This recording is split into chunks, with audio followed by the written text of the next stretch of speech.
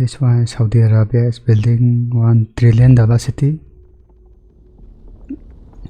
Desert to come on. I've been sleeping every night in the desert. And then turn this into a habitable land. Up here in the northwest corner of Saudi Arabia.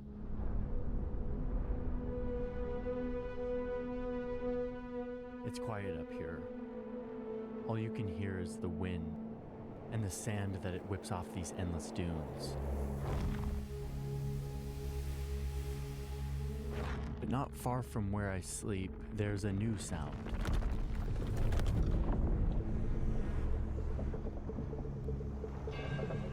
Construction. For years I've been hearing about this trillion-dollar futuristic city that the Kingdom of Saudi Arabia is building atop this sand.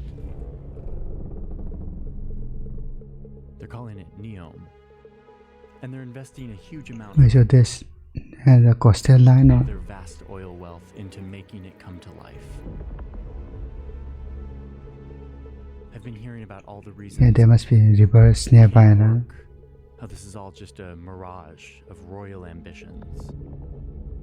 And yet, even from space, you can see that they're building it. They're building something.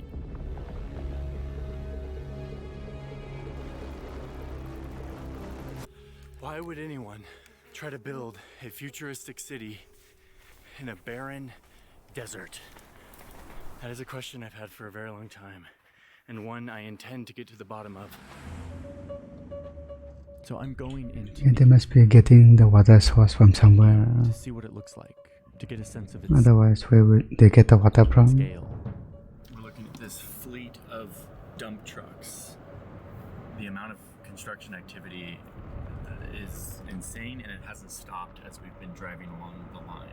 The magnitude, I've never seen anything close. They're building mountains out there. I'm joined by my friend Salim, who was born in a tent out here. He knows this desert better than anyone. Every dune, every valley. All the secret water spots hidden deep in red rock slot canyons. I asked Salim to bring me out into the desert, not only to get up close on the construction of Neom, but also to show me how people live out here, to introduce me to members of his tribe, how they've survived for centuries. Nomadic Bedouin, who represent the origin story of this desert kingdom. I wanted to put a human face to this collision of worlds, old and new.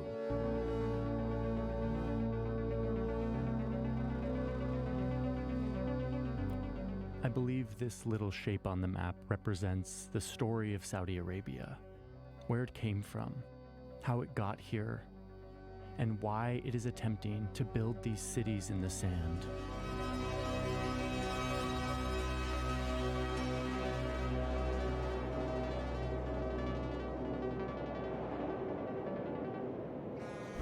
That's a cool shot. I'm officially in Neom, and let me tell you what I'm seeing so far. Trucks, trucks, trucks. Dump trucks, cargo trucks. Trucks carrying excavators, trucks carrying more trucks. I've never seen so many trucks in my entire life. Oh, and these roads, a lot of them are brand new. A lot of them don't even show up on Google Maps. Like, I'm looking at my phone and I'm just sort of floating in no man's land because these are all brand new roads. This is new. Everything is popping up so quickly. There's so many trucks. All of a sudden, Salim turned off one of these pristinely new roads. Why do you deflate the tires? For the dune. We're now going to start driving just into the desert. We have to deflate the tires to go in desert. Wow, this car can go everywhere.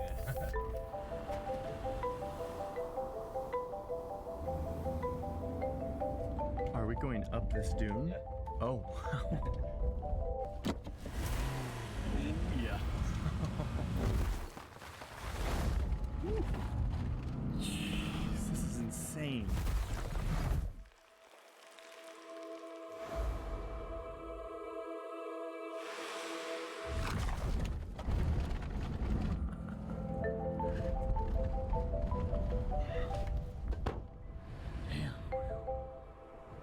gorgeous. Okay, now we're really in the desert.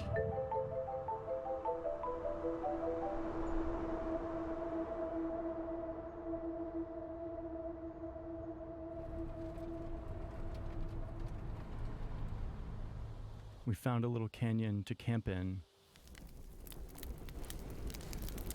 And while I thought we'd be eating granola bars or canned soup, Salim had other plans. Did you try camel meat before?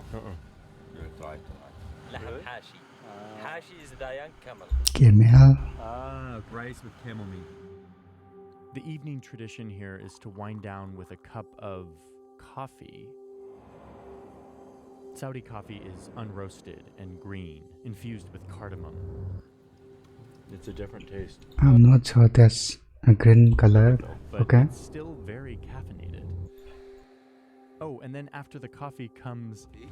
thank you. Which, again, is very delicious, but how can they drink so much coffee before bed? Yeah, I can't drink too much because caffeine, I won't be able to sleep. In the morning, I'll drink a lot of it. Okay.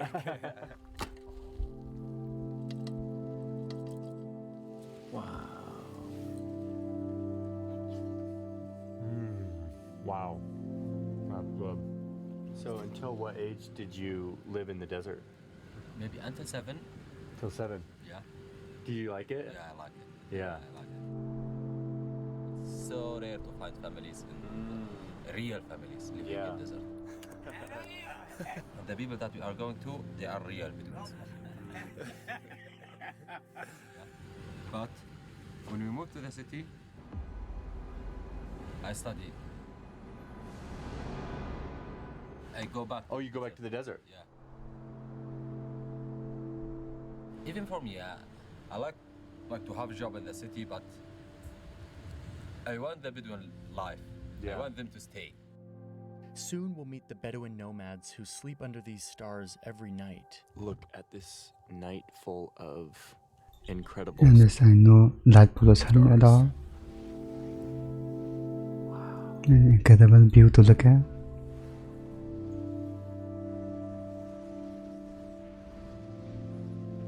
The Saudi desert is proving to be exceptionally peaceful, despite the army of trucks that, by the way, are still working here in the dead of night. They don't ever stop, and haven't for years.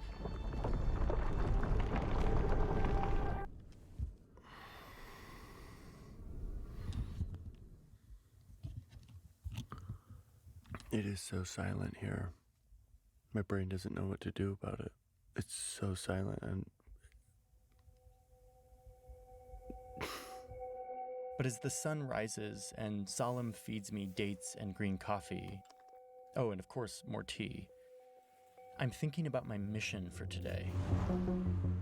My plan is to drive all throughout Neom, to all the big construction sites, and show you what they're planning on building out here with their initial budget of $500 billion, which has since ballooned to an estimated $1.5 trillion. And you're about to see why. So I made it to the coast, and I'm looking at the beautiful Red Sea, which is a very beautiful kind of blue, in fact. This is Oxygen, the place where ideas can change the world. Another Dubai. Come on. Is planned to be their futuristic industrial city, half of it built on the water. It'll be a port where shipping can connect the world to a bunch of high-tech manufacturing, research, and logistics. And then there's Sindala, which is going to be right here on the Red Sea. It's going to be a luxury resort island with plenty of parking for yachts. We picked up a hitchhiker who has been working on Sindala for years. How's it looking in Sindala? Finished like 99%. Really? Yeah. Sindala.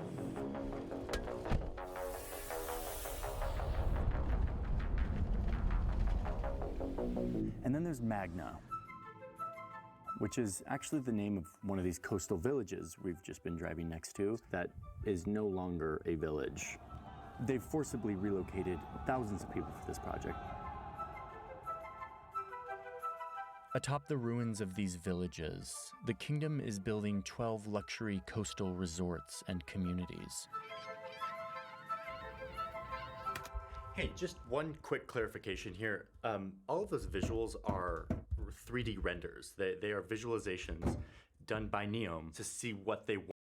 Some of these features for free. You can also unlock all of these features with their premium subscription. So thank you, Rocket Money, for sponsoring today's video. There's a lot more to this video, and this is where it starts to get pretty juicy. So let's dive back into the story of Neom and the Bedouin of Saudi Arabia. Built on some pretty wild designs. Once I put in ends ultra wide and concepts, including a vast subterranean digital community inside a mountain. Magna, the coast of Neom. Yeah, right there's perfect. طول عمرك الله يسعدك دائما شاء. And then there's Trojena, up here in the mountains. Yes, there are big mountains here. It's going to be a luxury tourist destination for adventure and wellness retreats, complete with an artificial lake and outdoor activities like mountain biking and skiing. Yes, I just said skiing. Up here in the mountains, it gets kind of cold in the winter and snow falls. Definitely not enough for skiing, but enough for them to make fake snow and make ski slopes. They're building a man-made lake. In fact, they're doing it right now. I'm looking up at the mountain and seeing the plumes of smoke from the dynamite that they're using to do whatever they need to do to build an artificial lake. Oh, and by the way, that's the mountain where Moses talked to God and got the 10 Commandments like a few thousand years ago. There is no 10 commandment freedom without the law. Who is on the Lord's side? Welcome to Trojena, the mountains of Neom. This is all so strange.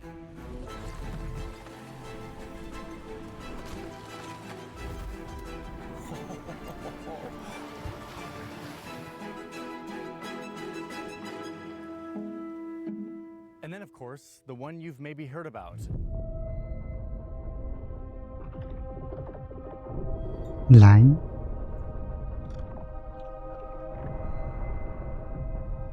And yes, it's being built. Vista wall.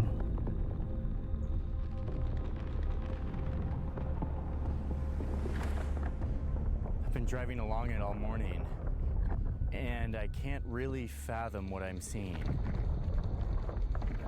I continue to have my mind blown by the scale of this. They say the line is going to be a futuristic city that stretches 170 kilometers and run on renewable energy and artificial intelligence. They want 10 million people to come live here, like a whole New York City of people inside of this line in the desert. So rich people place.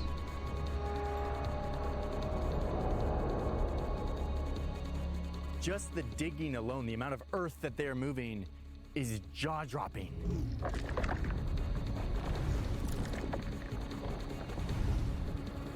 The magnitude is like they're building mountains out there and moving so much earth. Now, I thought I had seen a lot of trucks before, but as I drove along the line, I started to get slightly dizzy, having a hard time processing the scale of all of this. All of these machines working non-stop, every hour of every day for years, moving sand, making mountains, and carving a straight line into the desert.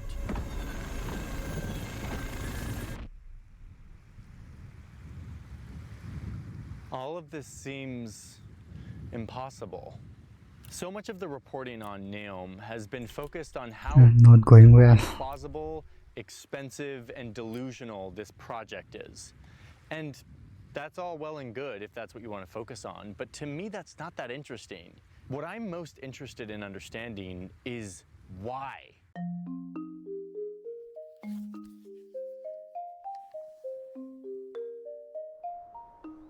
We found a little cave last night and camped here. Solemn invited some of his friends out. Hey guys. Hi. How's it going? Good. This is so cool, right? Yeah, it is. We all sat around the fire, me listening while they laughed and joked in Arabic.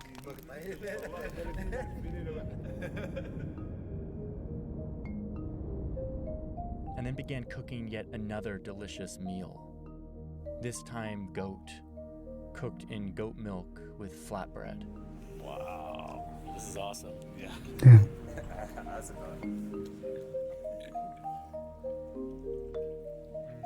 Wow, no good.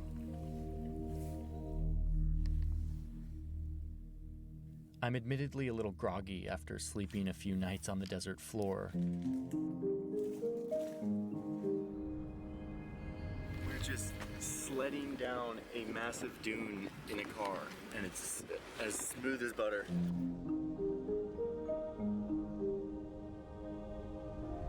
Where they're making trojena, it's gonna be kind of crazy to have skiing in Saudi Arabia, right?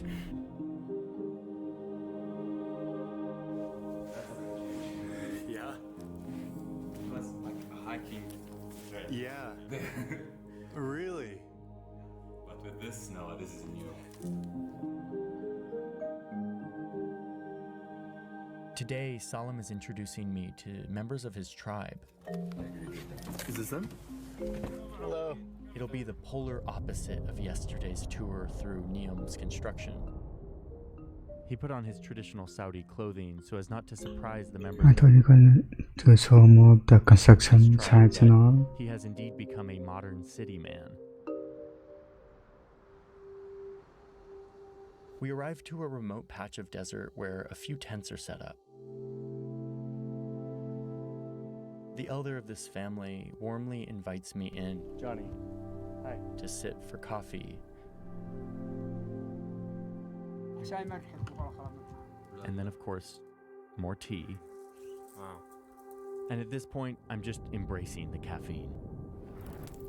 They tell me that the only Westerners they've ever seen out here are the ones looking for oil, and that it's very strange to see me showing up to learn about their culture, and especially with a camera. هو شغال تصوير. صور كل شيء. بس انا اصور تقرا عن النوم. لا ما عليك. هو الطلب عليك انت ترى. So how long have you lived here? كل شهر هيك. This is 2 months here. Months. Yeah. Wow. And this كنا location. جنين يعني مو مكان ثابت. يعني مناسب للحالات. I got to meet their animals, extended members of this nomadic family. So this family's been here on this site, and they'll move again when the season tells them to. They basically are here grazing their camels and their goats. And God, they've got a beautiful view. Oh my God, those mountains. So wait, he's the shepherd? You're the shepherd? Yeah. Wow, that's cool. Do you ever get lost in the desert? عمرك طلعت صحراء؟ لا. No. He's a pro. He's a pro on that donkey. These people's lives depend on moving these animals through the desert in search for scarce food. The just sense of peace and simplicity that they get, that they realize that the city could never bring. What do you like about out here that makes you stay? حب البداوة. أنا أحب البداوة والنفاق كويسة. ما في مروحة كهرباء في من رب العالمين. So when you go to the city, city no. This is a better life. Man, this sunset At least they are not spoiled by technology. is gorgeous.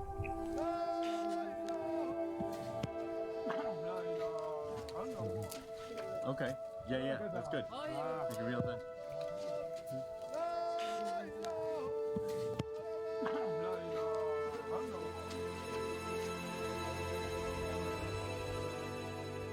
As the group faces east to perform their fourth of 5 prayers they do each day, I'm looking west. Just over those mountains, the Kingdom of Saudi Arabia is digging a giant line in the sand.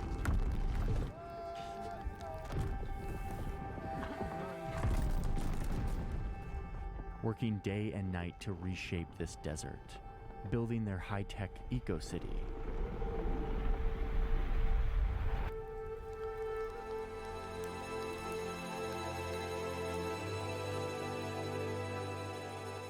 For most of its history, this was the way of life out here on this peninsula. And it may have remained such to this day, but eventually the Bedouin on this peninsula united, and unbeknownst to anyone, was sitting atop a sea of black gold. Oil in commercial quantities, averaging about 200,000 barrels a day. To handle this huge volume, the expanding program requires an increase of permanent personnel to a total of more than 15,000 Arabs. Oil changed everything. The kingdom rapidly modernized. The king sees the oil development as the greatest single means to modernize his country and improve the living standards of his people. All while still maintaining a deep connection with Islamic law and the rules and norms of Bedouin life. And despite this rapid modernization, hundreds of thousands of people still maintain the nomadic lifestyle. It is a link to their past.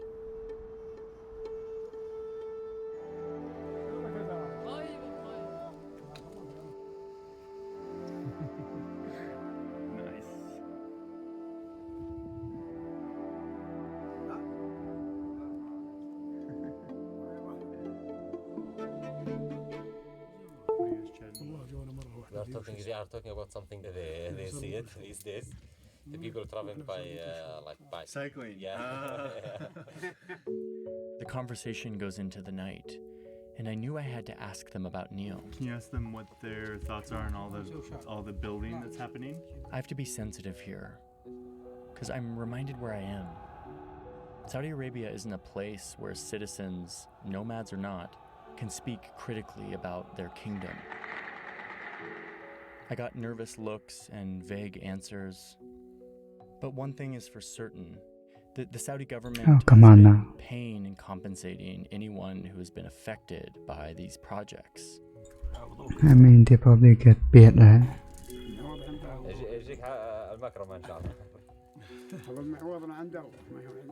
Out of respect, I decide not to push it. It's not worth it. وانتم فيكم خير وبركه والله، ما احنا جايين نجربكم ولا كل شيء موجود الحمد لله. We're sitting around a huge platter of camel meat and fragrant rice. So yeah, definitely got paid. No camels. I've never seen a camel until yesterday. The elder generously showing his hospitality by finding the juiciest chunks of camel meat and fat and passing them to me. Thank you. Yeah. And I'm realizing that this moment is a glimpse into one of the oldest surviving cultures on Earth.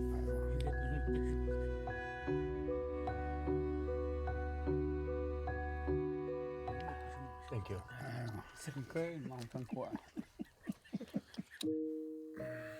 The family invites us to sleep near their tent. Another night, another sky full of stars. I'm really feeling it. Just how fast the change has come to this desert, where nomads whose movement and lifestyle hark back to the earliest civilizations, and who are now living a stone's throw away from the construction of a futuristic city that is attempting to define the next chapter of human civilization.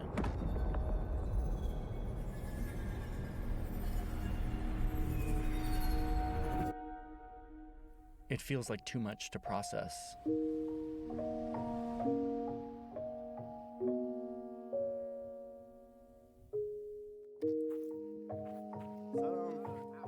I couldn't help but feel worried for this link to the past.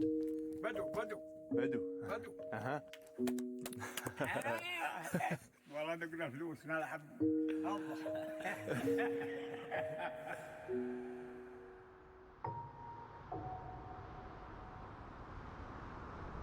So oil transformed this desert, but soon a problem began to arise. What? What is that?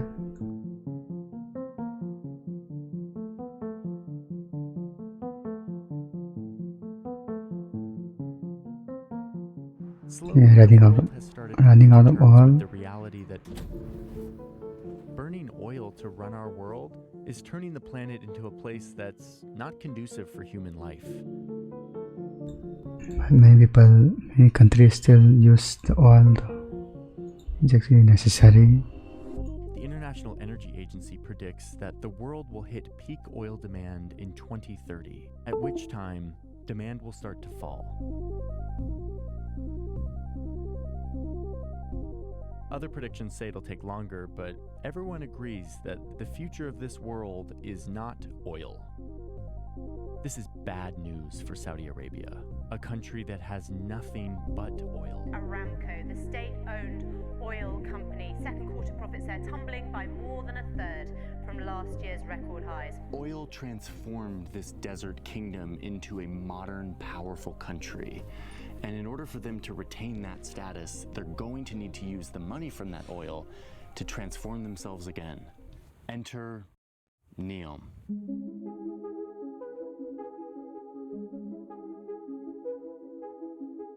Saudi Arabia wants to replace its oil economy with new economies, new industries, some of which they want to invent. This kingdom that has been historically closed is now open, welcoming tourists for the first time. Welcome to Arabia. Get your visa now. Let's go to Sandala. Are here. Hoping to attract this has been around for forever. This is something neighboring Dubai has done successfully. The spirit of Dubai. But Saudi Arabia plans to do it on a whole new level.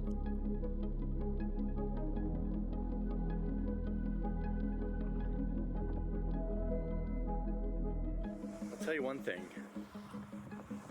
The water here is beautiful. On that note, I was surprised at how welcome I felt here. Every person I met greeted me with kindness, an eagerness to show me their culture. Yes, you talk about the NEOM. But it's not just about tourism.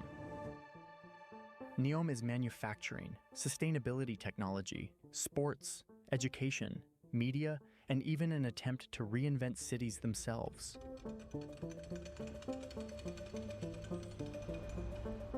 They also want to use all this oil money to stay on top of global energy. All of this hot sun is great for solar energy. And while driving around, I saw endless fields of wind turbines.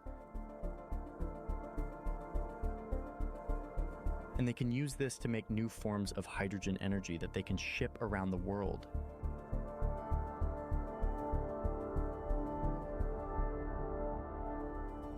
And the reason why all these promo videos look like a Hollywood movie is because they can't do this without investors from the outside world. مشروع theline هو ثورة حضارية للإنسان تضع الإنسان أولاً. They need people to come live here. So my husband got offered a job for NEOM in Saudi Arabia and we decided to make the move. They need them to play here, raise children here, somehow have a life here. And most crucially, to invest in these projects. And what are we calling it? The line. The line. The line. So not unlike a startup, NEOM is pitching the world on this impossible sounding vision with the hopes that people will buy it, invest in it, and make some version of it a reality.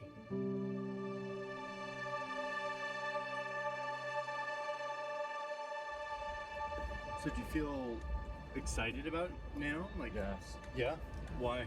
I wouldn't do this business without NEOM. Before NEOM. Wow. Everyone wanna check on internet what is NEOM. Then they need a tour guide. They have more than 30 tour guides working with me. Wow. So it's a big business now, and it's all because of NEOM. So while Salam is seeing the benefits of this project, for him, the effects for others in this region are less certain. We're driving by some of the towns that have been demolished. The people forced to move to make way for the construction of NEOM.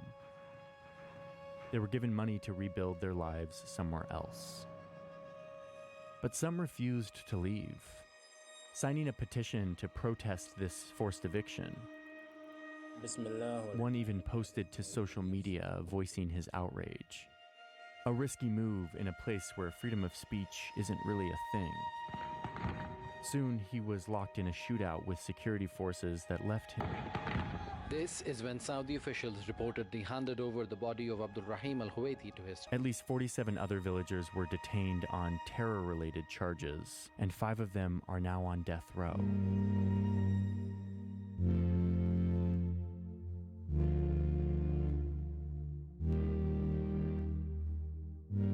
The scale and riskiness of these projects speaks to the scale of Saudi Arabia's challenge.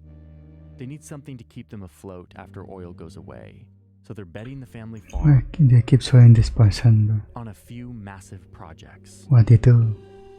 Many will likely fail, but even if a few of these work out as planned, it could be their next oil.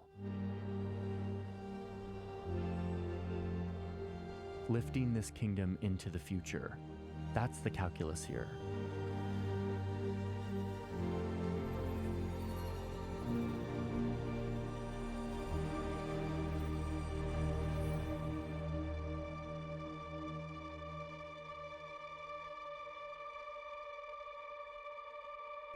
Well, I guess that's But enough what's video them. clear is that this kingdom isn't stopping anytime soon.